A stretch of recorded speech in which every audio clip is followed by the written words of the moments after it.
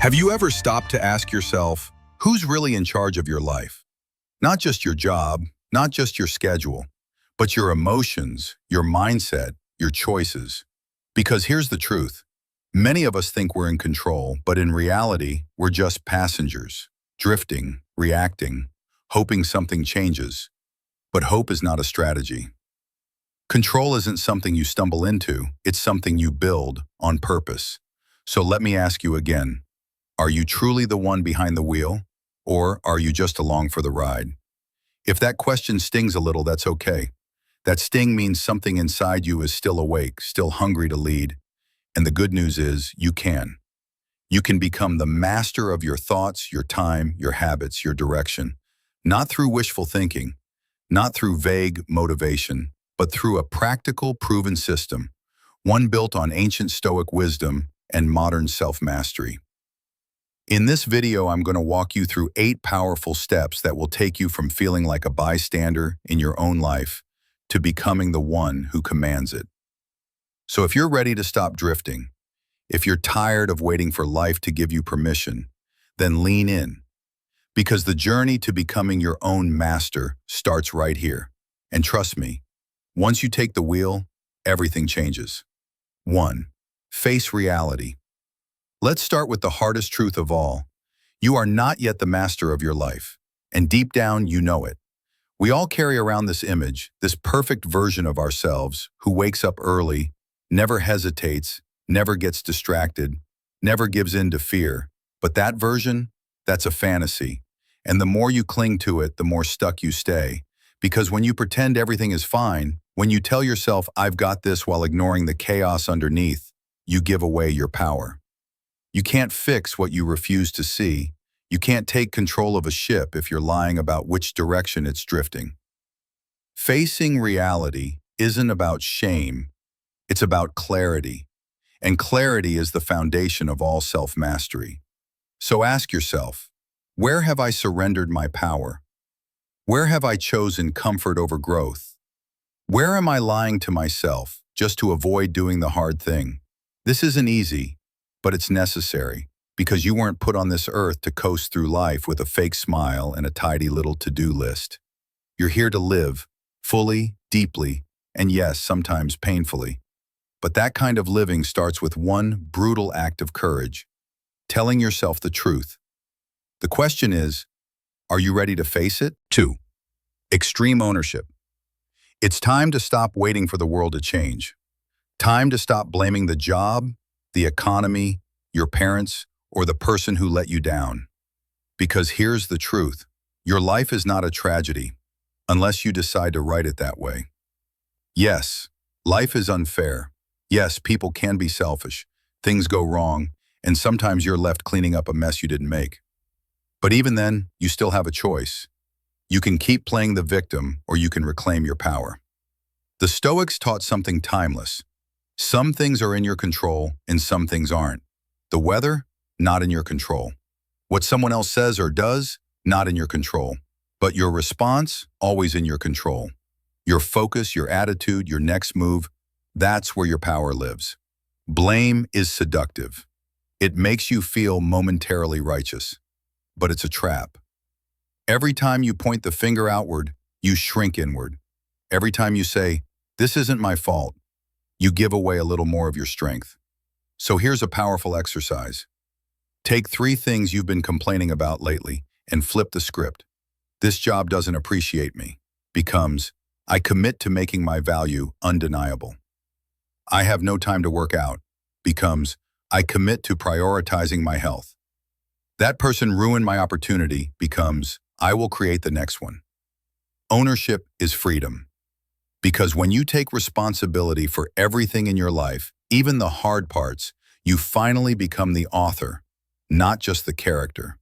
The world doesn't owe you fairness, but it does give you this, the power to choose your response. So, what will you choose next? 3.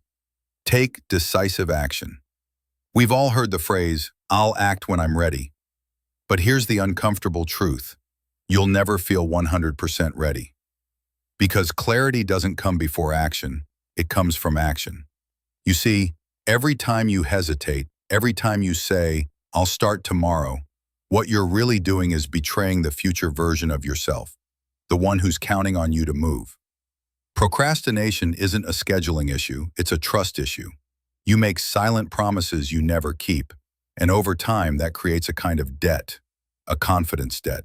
And the interest on that debt, it's self-doubt, guilt, regret. We often hide behind preparation. We plan, we research, we organize, convincing ourselves we're being productive. But let me ask you, what's the point of a perfect plan if it never leaves your head? Action is the cure. Even imperfect, messy, shaky action. Because once you move, momentum kicks in. And momentum builds confidence. And confidence builds results. So here's your challenge. Do one thing in the next 24 hours that scares you. Something you've been putting off. Something you've been overthinking. That fear you feel. That's not a stop sign. That's a signal. It's pointing to the very place where your next breakthrough lives. Remember, your future doesn't need more thinking. It needs movement. So don't wait to feel ready. Act anyway. Because when you do, you'll finally stop preparing to live and actually start living. Il est nécessaire be revealing another mastery mentality. Let's talk about one of the biggest myths of modern life, that comfort equals success, that the goal is to feel safe, relaxed, and in control all the time. But here's the truth. Comfort is the enemy of growth. Because when you prioritize ease over challenge, you stop evolving. Life is not meant to be a perfectly curated experience. It's meant to be real, messy, emotional, raw. Love, heartbreak, success, failure, illness, even death. This is the full human ride. And trying to numb ourselves to the hard parts only robs us of the beauty in the rest. The Stoics had a powerful phrase, amor fati, the love of fate. It means choosing to embrace not just what's easy, but everything that happens. Not because it's all good, but because it all has value. The pain that toughens you, the rejection that redirects you, the uncertainty that teaches you to trust yourself.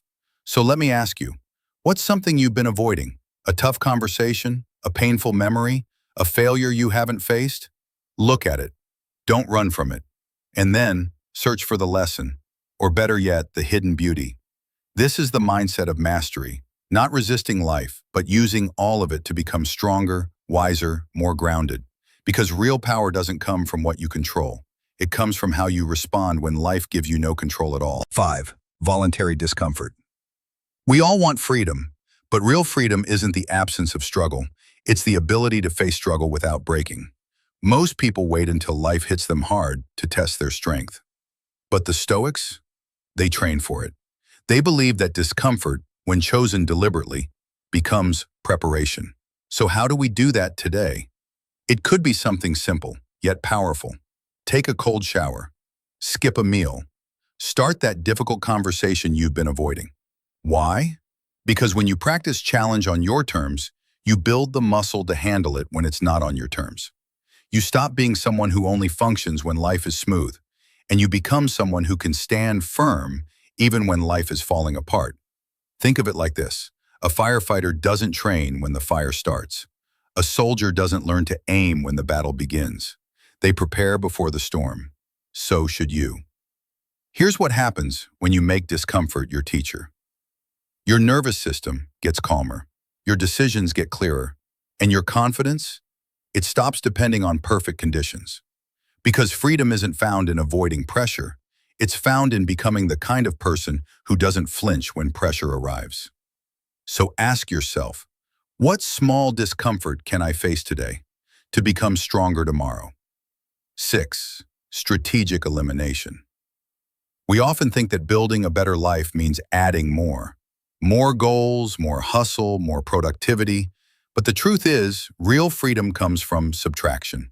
It comes from having the courage to say no, not just to people, but to parts of yourself that keep you stuck. That version of you that says yes out of guilt, that clings to commitments out of fear, that tolerates relationships, habits, and routines that drain your soul. Let me ask you, what are you still holding on to that's quietly costing you your energy, your peace, your time? You weren't born to be busy. You were born to be free. But freedom has a price, and that price is letting go. So, here's your challenge. Make 2 lists. First, write down everything that fuels you, people, habits, environments that light you up. Then write another list, everything that drains you, weighs you down, or pulls you away from your highest self. Now commit to removing one item from that second list every week. Just one. It could be saying no to a meeting that doesn't matter, letting go of an obligation that's lost its meaning, or creating distance from someone who only shows up to take. Remember, saying no is not rejection. It's redirection toward a life that's lighter, clearer, and aligned with who you're becoming. Because mastery isn't just about what you do, it's about what you no longer allow. 7. Daily mastery habits. Mastery isn't a single event. It's not something you achieve and move on from. It's a daily practice, a rhythm, a ritual, a choice you make every morning. Because let's be real, life doesn't get easier. You just get better when you train for it. So how do you start mastering yourself every single day? It begins with a question. If I were truly in charge of my life today, what would I do? Not what your stress tells you, not what the world demands of you, but what your highest self would choose. Set that intention every morning, clearly, deliberately. That's your inner compass. Now, as your day unfolds, here's the second key: pattern interruption. When you feel yourself slipping into old reactions, anger, avoidance, overthinking, pause. Take 3 deep, conscious breaths. That small gap is your superpower. It's the space where choice lives. In that moment, you can choose differently, not react like the old version of you, but respond like the person you're becoming. Then at night, don't just scroll or collapse into bed. Take inventory. Ask, where did I lead myself well today? Where did I give away my power? Not to judge, but to grow. Because awareness is the seed of change. When you do this daily, morning clarity, midday awareness, evening reflection, you stop drifting through life. You start designing it. And slowly, quietly, powerfully, mastery becomes not just what you do, it becomes who you are. 8. Long-term discipline. Let's be honest, no matter how strong your mindset is, you will stumble. You'll skip a habit, fall back into an old pattern, lose motivation. That's not failure, that's being human. But here's the difference between those who drift and those who rise. The ones who rise don't stay down. Self-mastery isn't about perfection. It's about the courage to recommit over and over again. Because some days, discipline will feel like a mountain. And on those days, you don't need to climb at all. You just need to take one more step. Here's the truth no one tells you. Freedom isn't given, it's earned. And not once, but daily. In every decision, every pause, every moment you choose alignment over comfort. So when the fire fades and the path feels lonely, remember what you're really building. You're not just building habits. You're building a self that refuses to quit, a self that keeps showing up. Think of the Stoics. They didn't hope life would be easy. They trained for the storm. And when the storm came, they didn't fall apart. They stood firm. So if you fall, fall with awareness. Learn something. Then rise. Again and again. Because the master is not the one who never falls. It's the one who always gets back up. Now you know the path. You've seen the steps. You've felt the truth. So the question is no longer, can you do this? The real question is, will you choose to walk it every single day?